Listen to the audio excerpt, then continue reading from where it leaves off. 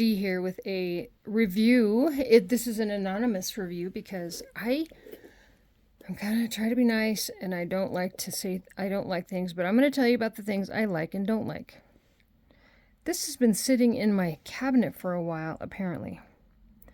This is the Sand Your Ground mask by Farmhouse Fresh. Okay, so I'm guessing those are the little sand crystals. I don't know if you can see that, because I haven't used this for a while, but I did want to review it. I loved this mask when I first started to use it. And the reason is, it is a nicely exfoliating mask, okay? I believe it does have actual sand in it. I'll have to look at the ingredients, but I don't have them right here. I have recommended this to several of my clients, maybe even many of my clients, because it is a really good exfoliating mask. So this would be so nice just even for the body, because it has that kind of exfoliating power. This is a mask that would be really easy to overdo on the face, so you have to be careful with certain kinds of scrubs and stuff like that.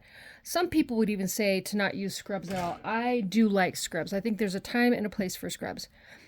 This one, however, is pretty aggressive, so if you were to use this, I would say to just use a little bit. You might even want to mix this with a cleanser just to kind of keep it diluted.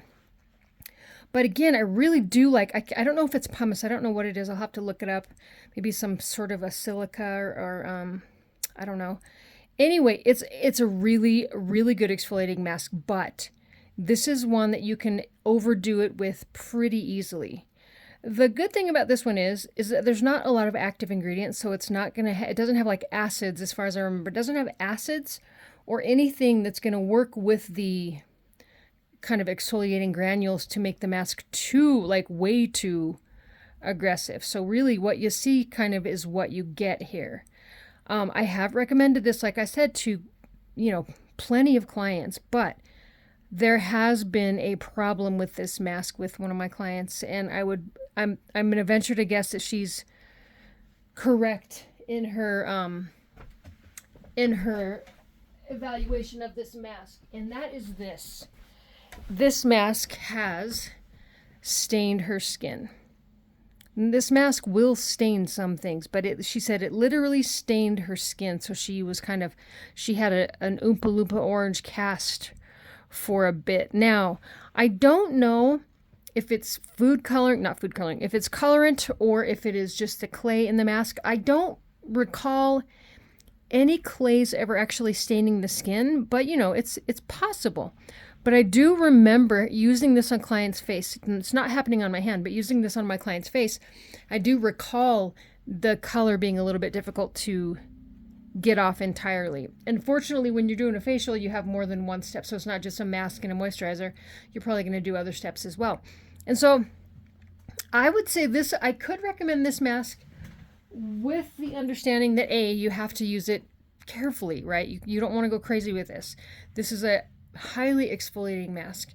And then also, like, if you were to pick one of these up, watch to see what your skin does with it. Does this stain your skin? And I think this would be I wish they would make a mask like this for the body. But there's a problem too with the scrubbing granules, whatever they are in this thing.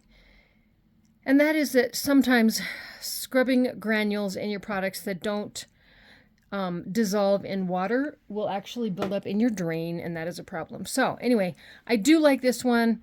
It's not for everybody. You have to watch for the staining that could potentially be a problem, but overall, a really nice scrubbing mask if that's something you're in the market for. So honest evaluation, and there you go.